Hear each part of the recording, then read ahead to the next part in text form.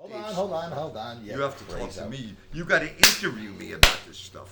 I'm going to respond to your questions. Okay. It's so good to see you, Dave. And what I want to ask you, look in the camera, don't look at me. What I want to ask you is, so you got really, really sick. What happened to you? Tell me what happened. Okay. I was having terrible back pains. And this all happened during the time when the COVID situation spread across America. And so doctors seemed to be rightfully preoccupied, with stopping COVID. And I ended up, for my back pains, going to a highly acclaimed chiropractor who was wonderful. And she would give me like a massage, and I would feel really good. But a couple of days later, I was in agony.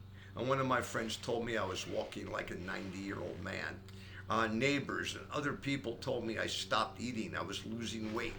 Finally, one day they told me, Dave, you're dying. And I argued with them. They called my niece. I was getting incomprehensible. And they said, that's it. You're going to the hospital. They called the police. The police called the rescue squad. And the next thing I knew, I was in a hospital and wasn't quite sure what was going on. I was having vivid hallucinations. And for a week, I was there. And actually, in my memory, you came to visit me, didn't you, Jeff? Tell you what, it took me a long, long time to sort out what actually happened to me. It took me about 2 months to figure out what actually happened. But here's what it seems actually happened. The pain I was feeling was because I had cancer in my back. They didn't find that out till I was in the hospital. When I went there, I think some people thought I was on drugs because I was hallucinating. Some people thought I was going to be dead in 20 minutes. You remember that, right, Jeff? That there were people who gave up on my life. And apparently, because I had cancer in the back, something had squeezed something had leaked into my kidneys. My kidneys were overdosed with calcium, and suddenly I needed help in fighting cancer and in saving my kidneys. Next thing I knew, as much as I could know anything, I was in a pretty scary predicament. I suddenly was taken out of the hospital where at least friends and family can come see me, and I was put into a rehab center.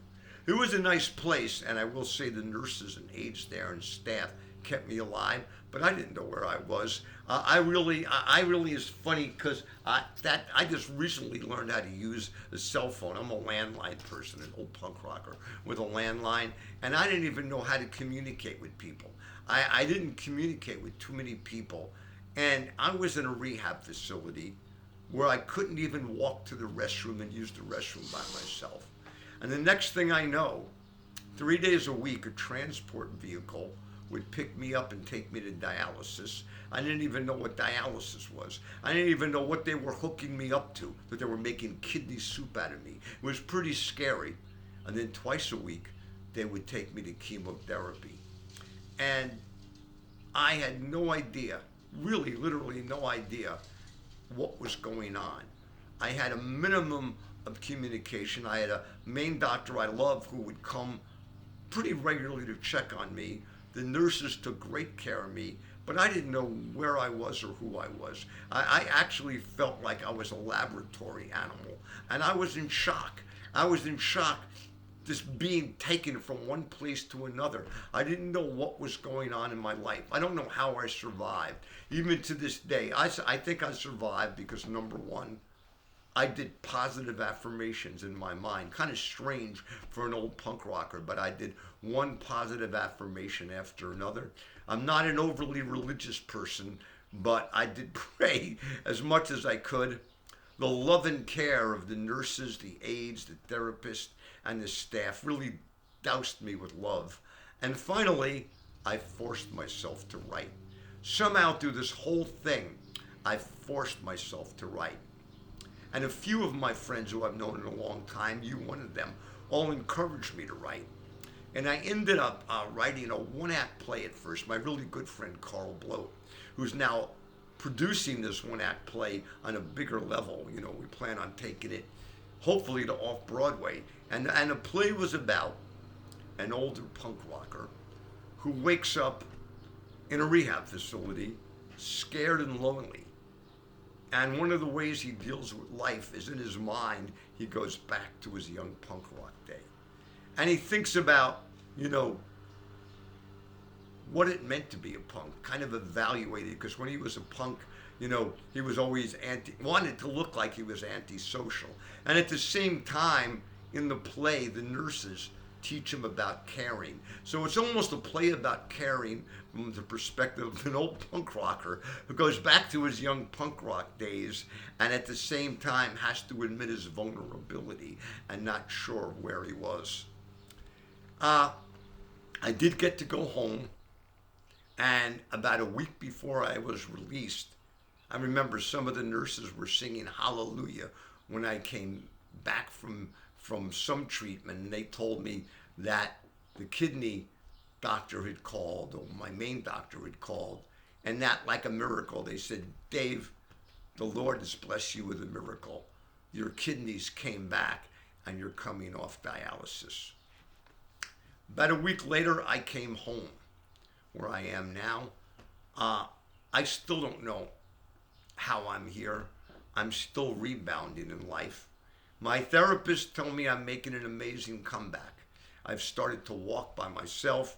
I can lift, where is it? I lift a can. I can't lift weights yet, but I lift a can of beans. That's my therapy. But I'll tell you what, 2 months ago, I couldn't walk to the restroom by myself. But now I'm working on a project, which is why I'm really here. I turned this whole thing into a project called Waking Up Nowhere. Now, what I did is, basically with the help of my friend Carlo I talked about, we turned it into a one-act play. We're turning it into a bigger play. I'm turning it into a book, and then into a website podcast, and I'm going to be available for interviews. And Jeff, you said you were nice enough that I can even read a couple of the lyrics from... First explain what the lyrics are and... Okay, well, at the start of the play starts with me like an older punk rocker in the hospital, and I'm, crying out, help, somebody help me, please, isn't somebody there, doesn't anyone care? And the next thing I know, in my mind, I'm no longer there. Not that I knew where there was, but suddenly I'm back in the East Village in New York in 1979 with my punk rock friends, and everyone is chanting, "We don't care, we don't care, we don't care." And here I am wanting someone to care, and in my flashback, I'm an angry young punk rocker, yelling, "We don't care." And I guess that's the whole premise, of the conflict of this. But then I wrote some lyrics for my old punk rock friends, and they go, dirty, flirty punk rock kids, doing the things punk rockers did, spandex pants, spiky hair, and a snarl that said, "We don't care." And then in my mind, I hear soft voices saying, "Mr. Dave, we care. That's why we're here with you. We're here because we care." And anyhow, in the play, it turns out those are the nurses.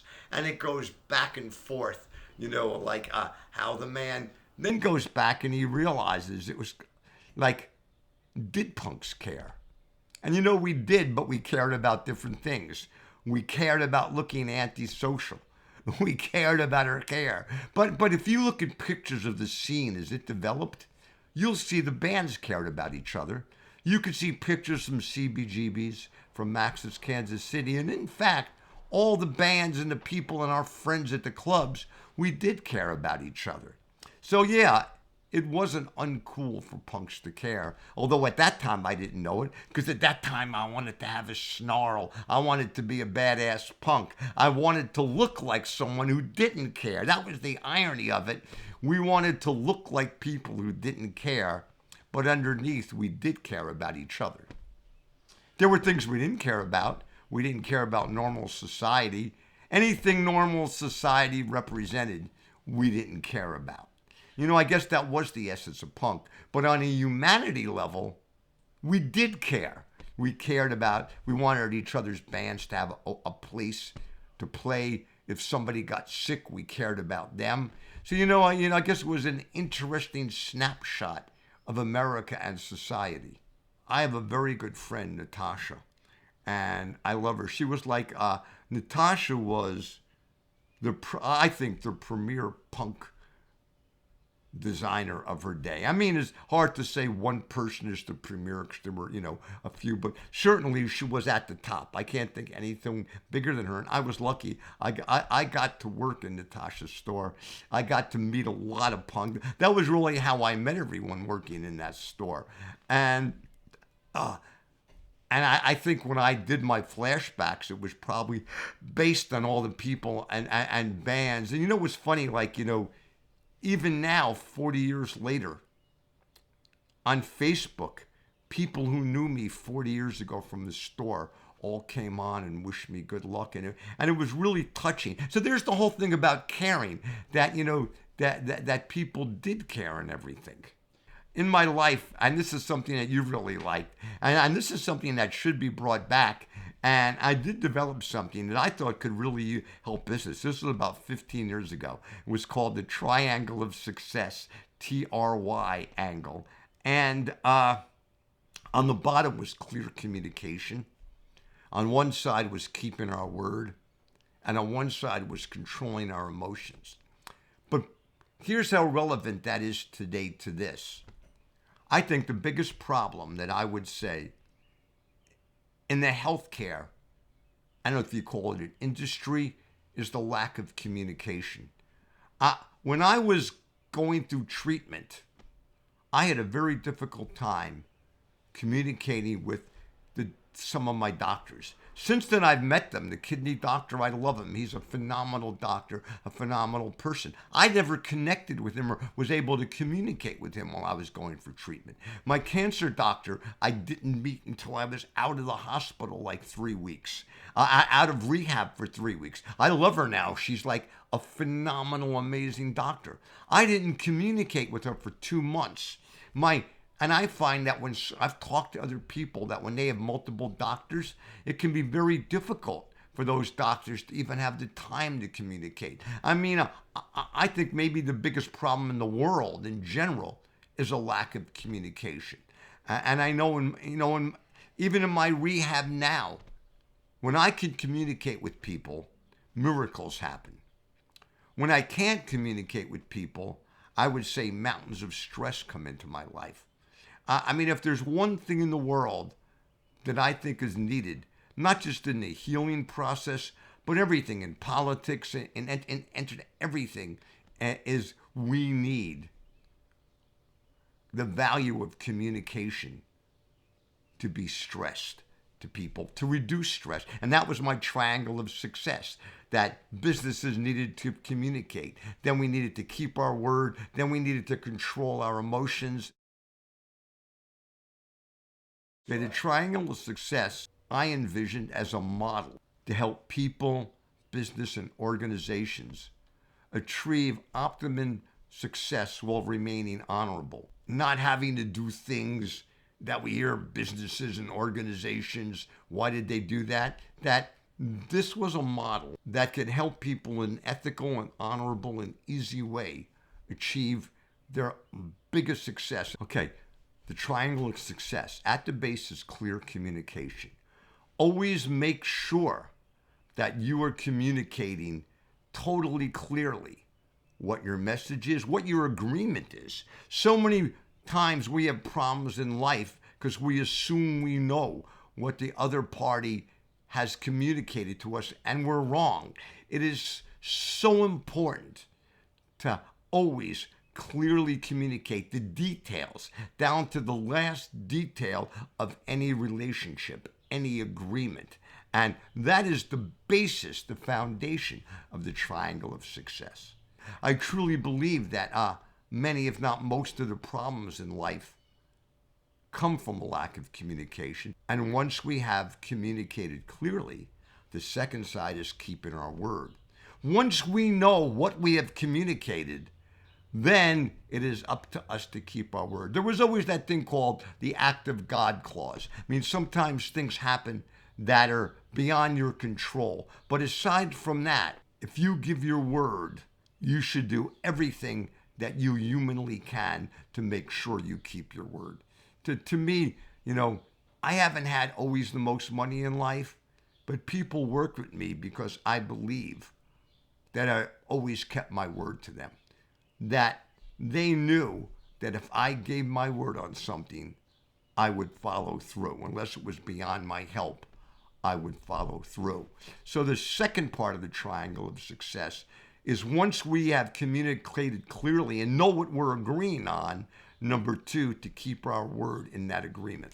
I think we've all had situations where we counted on someone who gave us our word and then they thought a better deal came along and they broke their word. Well, I've always believed there is no better deal than keeping your word. And if you keep your word and have clear communication, you're on your way to success. Then the third one is controlling our emotions, because I think the reason people break agreements is because they get angry and they get upset. They know they've communicated clearly.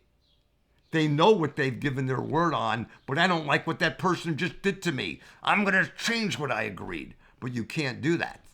You can't let your emotions provoke you into negative behavior. You can't let your emotions make you break your word. You can't let your emotions go against what you know you've clearly communicated. There was a time in my life I had a problem with anger. I started doing anger management. I don't know if that was the right word, but some kind of anger program I was doing in schools. I've been doing school programs for about 20 years. And what I did, what saved my life, is whenever I got angry, I stopped and I always made myself do something good for another person when I was angry. And that way I know I won't do anything I'll regret. I know I won't break my word. And I know that what I've communicated will still stand true. What did you tell me when I was having a really bad day in New Jersey at the screening for Romeo's Distress? I think I told you that, if to do it, to keep your word, you gave your word, you were going to show it, and now show it and have faith, and it will lead to greater things. I think something like that. What happened was the screening turned out to be a bum screening, and we were thinking about leaving before the movie showed. Right. You said to stick around. You said to stick around. Because you had given your word. This is the next chapter of my life, waking up nowhere. And I'm still a little worried, Jeff. I still have cancer and kidney doctor. And I love them. I'm blessed I have the greatest doctors in the world. But if the cancer attacks again, my kidneys are vulnerable.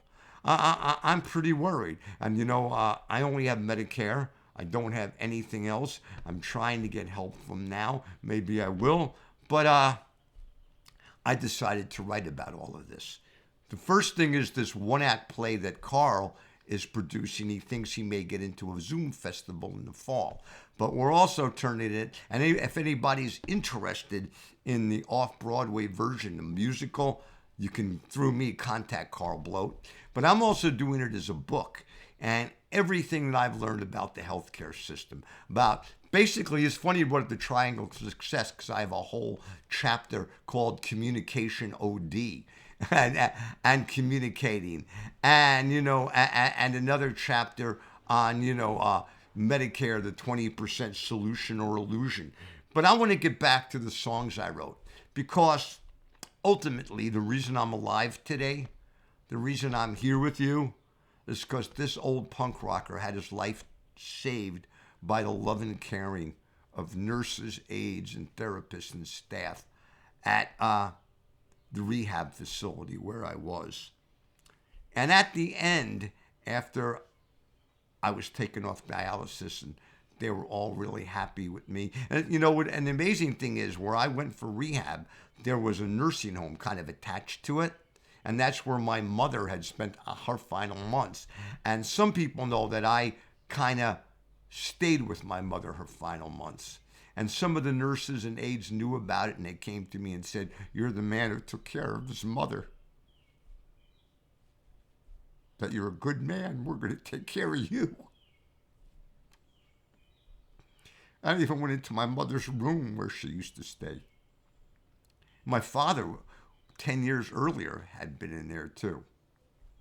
I felt his, funny thing is, I felt his presence more than my mother, but I felt his presence telling me it's not time to die. Telling me you got to go back. It's not time to die. Hold the picture. That's my mommy. A punk rocker who loves his mother. You know, I believe my mother's been looking over me. She is. She really, really is. Well, at the very end, I wrote a sentimental song. I'm going to put my glasses on to read this. Go ahead. A sentimental song for the nurses and aides and therapists and everyone at rehab. And, you know, because they really did make me think about caring and thinking about the one thing that transcends politics, the one thing that transcends money, the one thing that transcends everything is when humans really care enough about each other to save each other with simple things. And normally, the lead into this is that when I was released, in my old days, I would have been just so angry. Instead of being grateful, I would have been angry that I was still in pain, angry that I didn't know what I was going to do for money. I probably wouldn't have been grateful. Today, I'm not that religious, but I thank the Lord I'm off dialysis. The dialysis doctor reminds me, do you know how lucky you are? And I do know how lucky I am. So, and I think through the caring that I learned and the love I learned from the nurses and everyone there at rehab, it made me, you know, think differently about the world. So I wrote this. Sometimes I even cry when I read this song, although it's just simple. I mean, you know, is it okay for a punk rocker to have a sentimental song about the world? And this is called My Punk Rock Thank You Song for You. Dedicated to the nurses, aides, assistants, therapists, and staff at the nursing home where I was. You know, also, since it's positive, I'm not supposed to say names, but since this is all good, it was, I believe, the Norwood Terrace nurse rehab facility. Okay. Instead of sitting here spouting curses, I'd like to thank all of the aides and nurses who made sure that I didn't fall or crack my head against the wall. You helped me survive and kept this old sod alive. For all you did and all you do, this is my punk rock thank you song for you. Thank you, thank you, thank you. Thank. You made sure I never sank. You were my money in the bank. You defended me like a tank. When I was with you there, you taught me what it meant to care. So for all you did and all you do, this is my old man punk rock thank you song for you. Thank you. I will miss you, but never forget you. You taught me how to care. And I have other songs in between. I have a song called My Punk Rock Therapist. Tell you a funny story. Well, like my second or third night there, the therapist usually came during the day, but there was someone in the therapist outfit who was there, and it was like 7 o'clock, and she said, can I come in? And I was desperate for human contact. She came in, and she worked for a company that was like subcontracted that would go there, and she said, I'm on a late shift. We started talking. Turned out she was an old punk rocker. And she knew the Misfits and the Undead. And I had a friend, but, you know, she wasn't there all the time. And unfortunately, her company has since lost the contract, so she's not there anymore. But she reminded me of a lot of the punk rock women. And another of my old punk rock friends, a woman who was there at the beginning, talked to me recently. They both reminded me, this is an interesting and important thing, that before women were given the rights they were taken and everything, in the punk rock world, that was always true. Women never took crap in the punk rock world. Blondie, Patti Smith, age didn't matter to them. They were not going to let themselves be discriminated. They made me realize that it took society 40 years to catch up with the stature of equal rights that most women had in the punk scene. You know, that we were ahead of society. Punk music was, the punk culture was ahead of society. And that was one good thing. So, you know, I guess something else we did care about at punk. We never really made an issue. Look, I'll tell you something funny, like this is going to be in the bigger virtue. I'll tell you one of the funniest things is that I remember as a punk, kind of a Medal of Honor was a safety pin in your chin. And I believe that was the first act of cultural mutilation that became popular in America. And from there, you had goths. Today, you have people with staples in their nipples, staples in their faces. It's become part of, like, what rebellious youth culture is. But I'm going to tell you a secret. I can't believe it is a secret. And it may not have been a total secret, but me and my friends never put safety pins on our chins. Here's what we did. We would get a safety pin, and with a pair of pliers, we would bend it back, and we would put like a washer around the point, and it would look like we had put a hole in our cheek. But I said, I was never going to put a friggin', I wasn't going to take I could think and punch a hole in my cheek. So it wasn't even real. It was a goof on society. And maybe later on, the next generation did it for real. But it wasn't started by people who really mutilated themselves. It was all an act. It was like a comedy act. But it turned into massive mutilation in youth culture. And I thought that was one of the funniest things, one of the funniest secrets of, like, the origins of punk was that. One more thing I did too is that in the thing, when the man's going back, he goes back to a Ramones concert, my favorite band, the Ramones. The Ramones had a song called Psychotherapy. And when I was going to chemotherapy, in my mind, I turned it into chemotherapy and did chemotherapy, chemotherapy. Doctors say, it'll grow me some hair. I'll forget my name, but I don't care. Gonna tear up all my bills, have some old-time punk rock thrills. Chemotherapy. And I did that at chemo, and people were laughing. And you know what? I want to thank the Ramones. I want to thank everybody. And you know, it was scary waking up nowhere. I don't know where this is going to go, Jeff, but you know, thank you. You know, I hope when this becomes a book, you'll buy. And you know, and I hope it'll help people, because I am going to write more about my experiences with the healthcare system. Trying my best to only talk with love in my heart. Not every place I've gone been able to help me, but I have no animosity. I'm trying my best to release my anger. I hope I live. If I don't, you know I don't, but I want to see how many people I can help while I'm still alive, how many nice things I can do for people, even as the caring part of being an older punk rocker. But I think people are going to like it. I think they're going to like the one-act play. I think they're going to like seeing a musical. I think they're going to like the book. I think they're going to like the whole project. We're going to have a website, Waking Up Nowhere. And what do you think? You think that's something that people are going to like and want to hear about? I think everybody is going to like it and want to hear about it, Dave. Thank you. And that gives me the faith to go on. Say that one more time. That gives me the faith to go on.